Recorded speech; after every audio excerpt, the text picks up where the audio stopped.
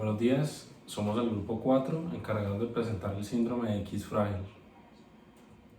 Para dar una introducción de la patología, esta enfermedad es genética y es heredada por el cromosoma X. Fue descrita por primera vez en el año 1943 por los doctores Martin y Bell. Es más probable que esta patología se herede en individuos en los que en su árbol genealógico ya ha existido, y es la segunda causa más prevalente de discapacidad intelectual después del síndrome de Down. Es causada por una expansión del trinucleótido CGG, en la que hay más de 200 repeticiones de esta en la región 5' UTC o región 5' no traducida, causando una hipermetilación de la región promotora del gen FMR1. Esto va a llevar a que haya una menor expresión de la proteína FMRP, que está relacionada con el desarrollo neuronal, lo que nos va a llevar a que haya menos plasticidad, discapacidad intelectual, retraso en el lenguaje, hiperactividad sensorial, autismo, entre otras manifestaciones. Entonces, sabemos que es una mutación dinámica, puesto que a lo largo de las generaciones, a medida que se va heredando, este trinucleótido se va expandiendo. Entonces el número de copias de este en la región promotora va a ser cada vez mayor. Entonces vamos a tener dos situaciones en las que hay una premutación, que es cuando hay de 55 a 200 copias, y tendremos también la mutación completa, que es cuando hay más de 200 copias de este trinucleótido. Entonces, los individuos con el síndrome de X frágil van a tener este fenotipo del que vamos a hablar a profundidad posteriormente, pero a rasgos generales tienen una cara alargada, una frente ancha, una mandíbula prominente y unas orejas grandes y sobresalientes. También van a tener macroorquidismo, que va a ser la afectación en los testículos. Ya pasando a la epidemiología, podemos ver que a lo largo del tiempo ha ido cambiando. El gen que se descubrió que causa el síndrome de X frágil fue identificado a principios de los años 90, y en esa época la prevalencia era mayor, en la que por 1.200 hombres había uno con el síndrome de X frágil, y en mujeres era de 1 por 2.400 mujeres. Luego en 2001, por un estudio avalado, la epidemiología que resultó fue de 1 por 4.000 hombres y 1 por 8.000 mujeres. Actualmente, con estudios más detallados, tenemos una epidemiología de 1 por 5.000 a 7.000 hombres y 1 por 4.000 a 6.000 mujeres. Entonces, también tenemos la epidemiología de la premutación, la que es mayor, en la que hay 1 por 430 hombres y 1 por 209 mujeres. En el artículo también mencionan un caso muy interesante del distrito de Ricaurte, en el municipio de Bolívar, al norte del Valle del Cauca, en el que una población de 1.124 habitantes habían 39 con discapacidad intelectual. Esto fue en los años 90. Se realizaron estudios y resultó que esta discapacidad intelectual se debía al síndrome de X frágil, en los que posteriormente se dieron cuenta que pertenecían más que todo a 3 familias a las que se les encontró un antecesor común, y de ahí había empezado a darse la mutación, y por eso se presentaron estas personas con el síndrome.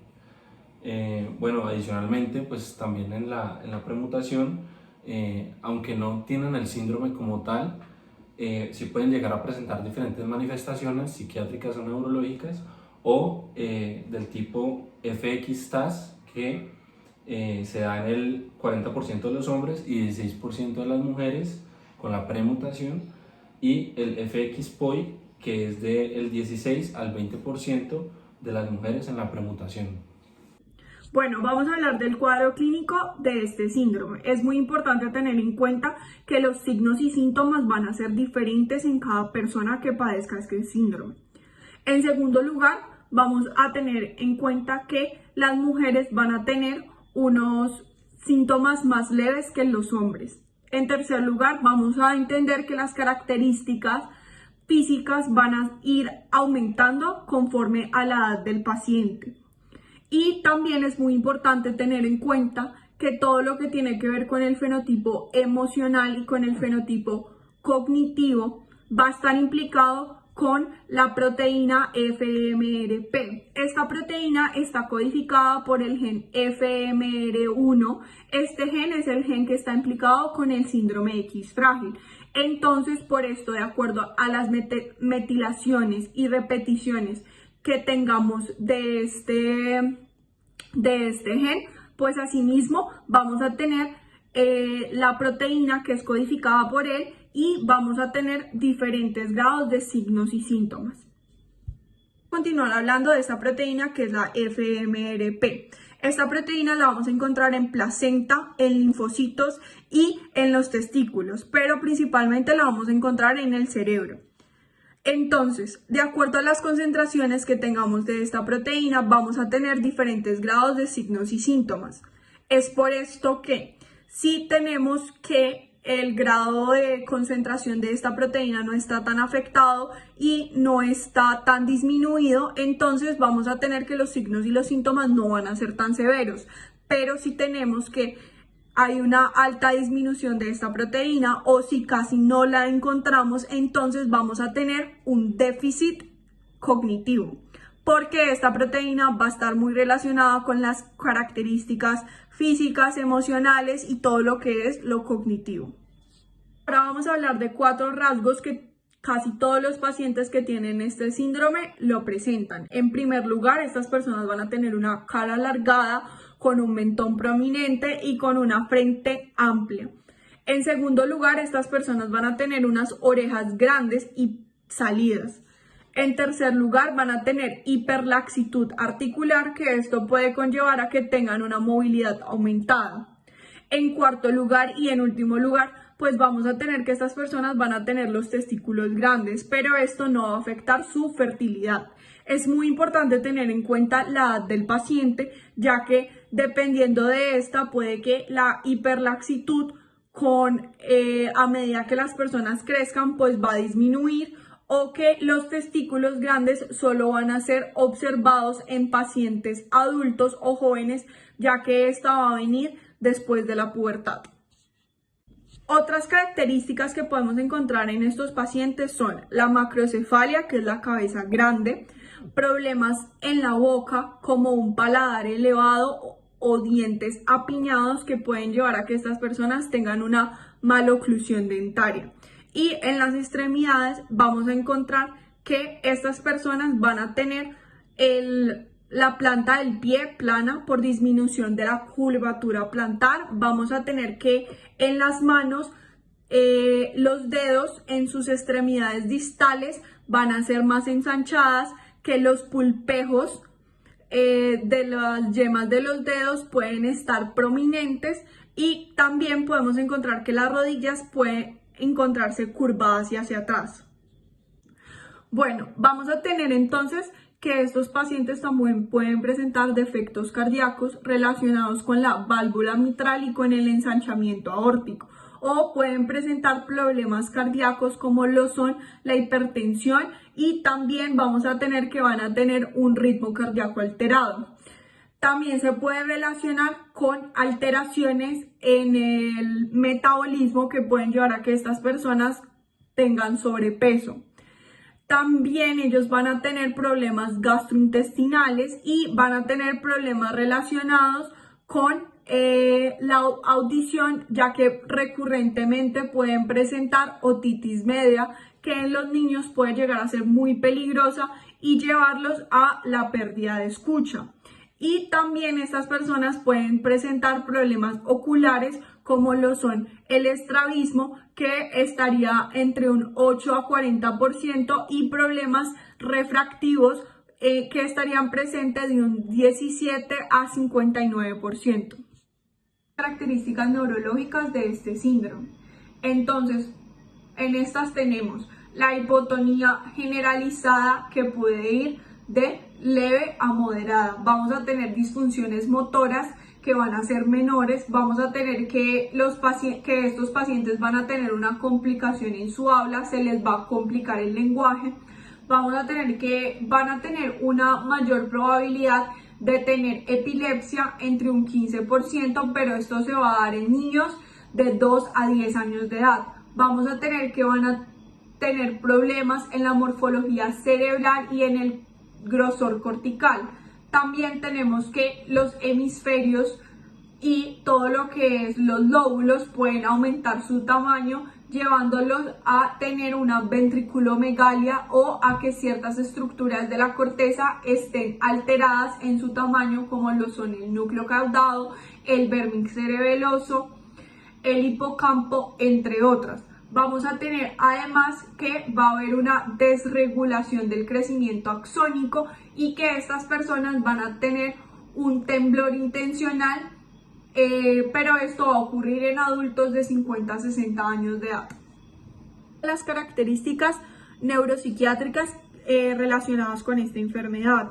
En primer lugar, es muy importante tener en cuenta que las personas con este síndrome van a tener una alta probabilidad de tener una deficiencia intelectual, y esto va a ser de un 80 a 90%.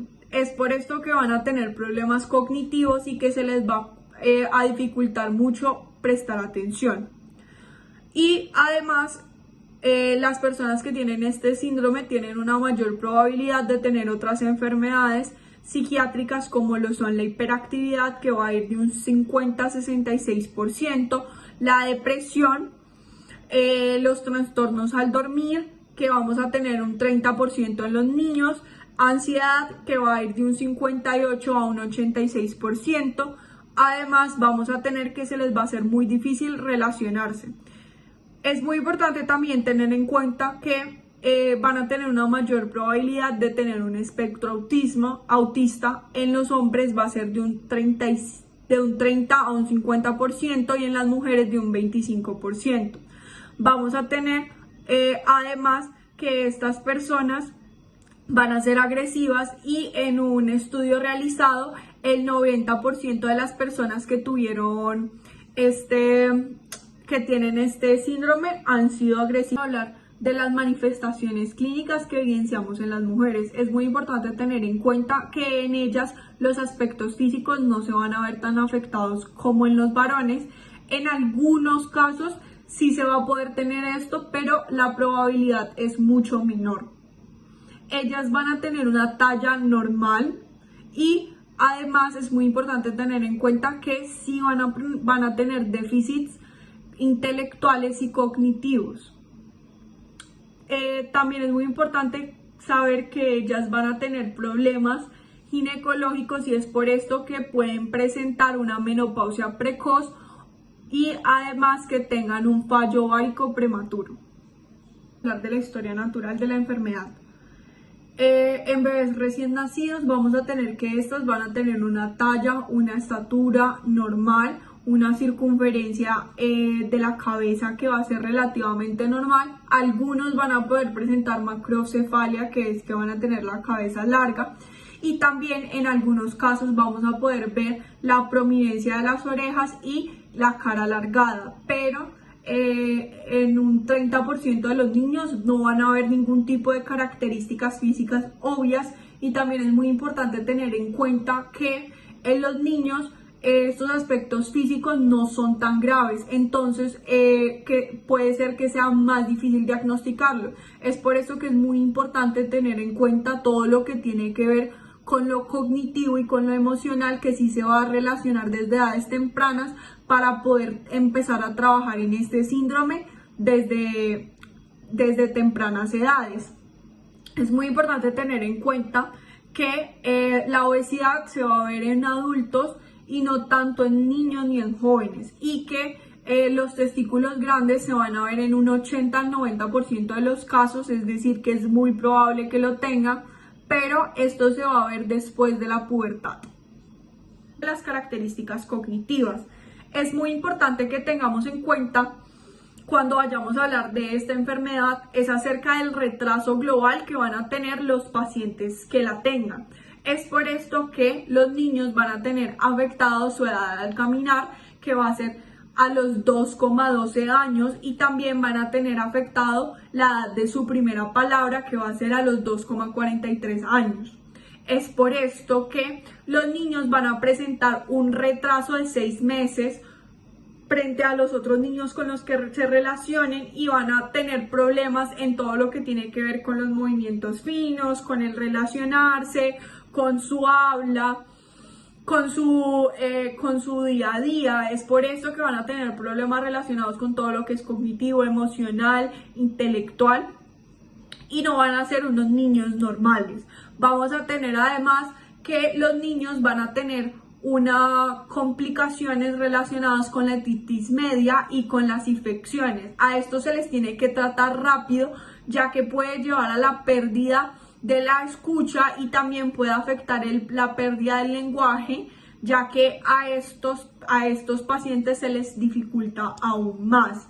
Es muy importante tener en cuenta que los pacientes que tengan esta enfermedad hasta los 25 años van a poder tener como una mejoría o van a aún más. Es muy importante tener en cuenta que los pacientes que tengan esta enfermedad hasta los 25 años van a poder tener como una mejoría o van a tener que sus signos y sus síntomas no van a ser tan graves. De los 25 hasta más o menos los 50 años de edad vamos a tener como una meseta en el que ellos no van a mejorar ni empeorar, y de los 50 años para arriba todos sus síntomas y signos van a aumentar, y todas las cosas que están relacionadas con esta enfermedad, como lo pueden ser las deficiencias cardíacas, todo lo que tiene que ver con las enfermedades neuropsiquiátricas, como lo son la depresión, la ansiedad, que van a verse aumentadas.